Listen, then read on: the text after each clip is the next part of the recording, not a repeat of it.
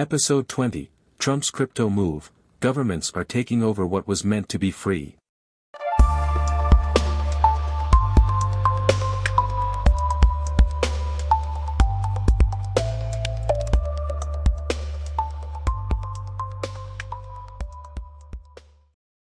The President of the United States, Donald Trump, just made a historic move in the financial world.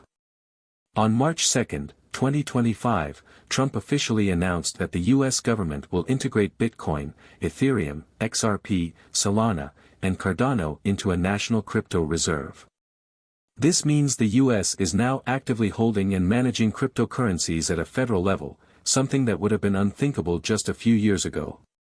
Trump's statement was clear: he wants the United States to be the crypto capital of the world. At first glance, this might sound like a win for crypto adoption. But is it really?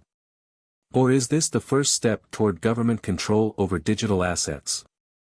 Because if there's one thing we've seen time and time again, it's that once governments get involved, the game changes. Let's break it down. Why is Trump doing this? Until now, governments and central banks have largely viewed crypto as a threat. It was seen as something they couldn't control, something that allowed people to move money outside of the traditional financial system. So why the sudden embrace of crypto? One word: power. Governments don't like financial systems they can't control. And with crypto adoption growing worldwide, it's clear they don't want to be left behind. Trump's administration understands that crypto is the future. But instead of letting it remain a decentralized system, they are now pulling it into the traditional financial structure, just like they did with gold in the past. So what happens next? The risk, from decentralization to centralized control. By integrating crypto into the National Reserve, the U.S. government is doing what banks have always done, positioning itself as the ultimate gatekeeper. This creates major risks for financial freedom. Crypto loses its decentralization. If governments own and control large amounts of crypto, they can manipulate the market just like they do with fiat currencies. Regulation becomes domination. Once governments hold large amounts of crypto, they can start dictating who gets to use it and how.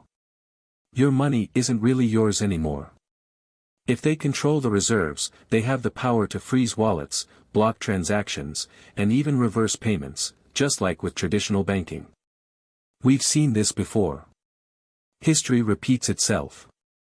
Governments have always moved to take control of financial systems whenever they see them as a threat. And this is exactly what's happening to crypto. Bitcoin's original purpose, and how it's being forgotten. Bitcoin wasn't created to be government property. It was created as a response to government-controlled banking failures, to give people a way to store and transfer value without relying on centralized institutions. In the early days, only people who rejected the traditional banking system believed in Bitcoin. It was a tool for economic freedom, for those who wanted to operate outside the reach of governments and central banks. Fast forward to today, and that vision is being erased. Crypto is now seen as just another financial asset, a speculative investment, a trading tool, something that governments and corporations want to monopolize and regulate. The same people who once called Bitcoin a scam are now trying to control it. And that should tell you everything you need to know. The solution: BuildCoin and true financial independence. So what can we do? If governments are moving in on crypto, how do we stay ahead and keep control over our financial freedom? The answer isn't just Bitcoin anymore. It's about creating parallel economies that governments can't control. That's why BuildCoin is different.